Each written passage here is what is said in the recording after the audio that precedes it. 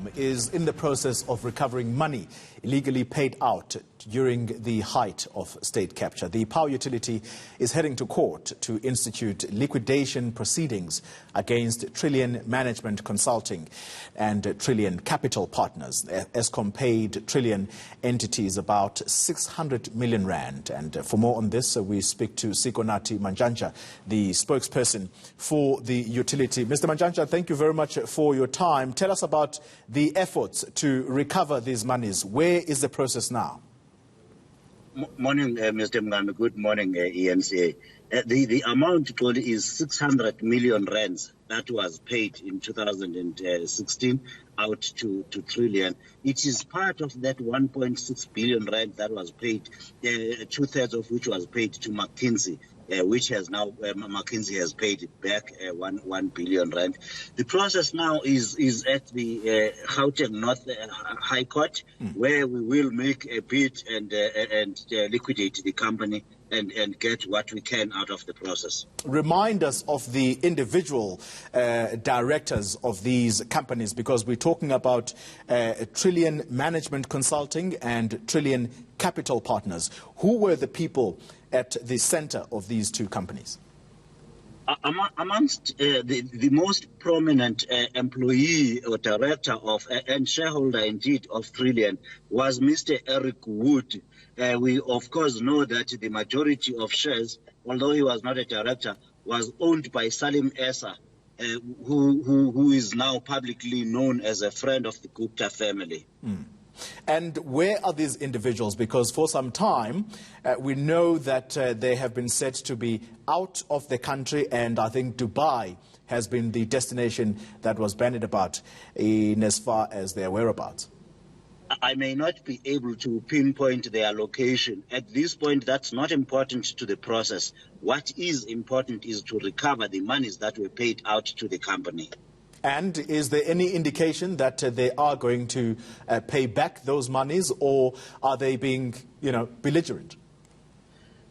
Look, the Trillian has now, the Supreme Court of Appeal dismissed their application. Of course, they are not going to just say, okay, here we go, take your money. They did appeal, and the Supreme Court dismissed the application and said there's no prospect of success. So we wait for their for the next move, but they have to respond to the application now to liquidate the company.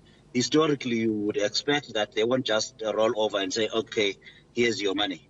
If the process does go into liquidation, does that mean that Eskom could possibly stand any chance of recovering monies at all? Look, the history in South Africa is that you recover some money, not all of what you are owed, but there are teams on the ground. Eskom is working and is working to identify assets that can be that can be attached to everything that can be had together. And separately, South African Revenue Service also has a claim against them. Now you know that the Revenue Service has got wide-ranging powers to find and locate property and to attach those.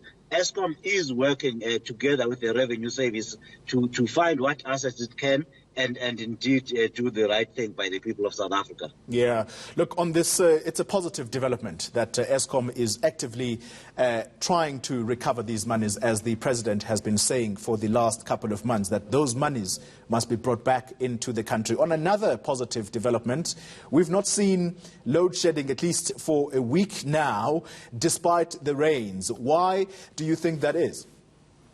Well, it's now day 13 where we have been free of load shedding. However, the most important point first is to remind the people of South Africa that the system remains constrained.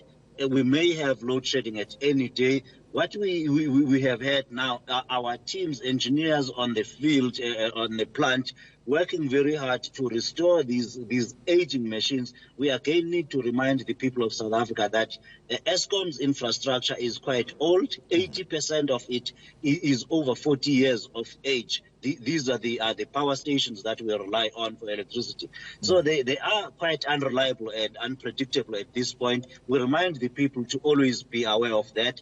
But we have accelerated the program to actually refurbish them, and we are doing maintenance and are working very hard to lower the amount of unplanned breakdowns where a machine just breaks down and we were expecting it to work. So our teams on the plant are working very hard, men and women who have dedicated themselves to avoiding load shedding, to do what they can to avoid load shedding.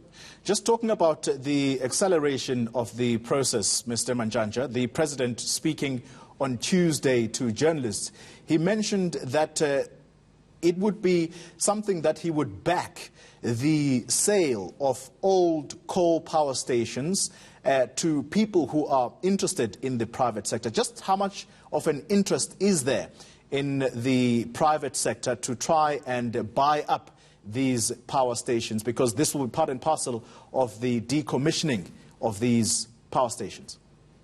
Tolly, let's again provide some context.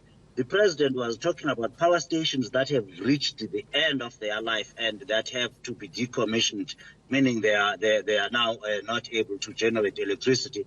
But if you have in the private sector investors who can breathe some life into them by investing to extend the life of the assets. So that's what the President was talking about. He was not talking about power stations that are actively in service at this point. Eskom has not yet tested the market for those. Remember, there are many rules in terms of the Public Finance Management Act, how you go about procuring those services. So when at the right time, and of course under the direction of the government, Eskom may have to test the appetite of the market to see what can be done with those old power stations. Sikonathi Manjanja, thank you very much, sir, for your time.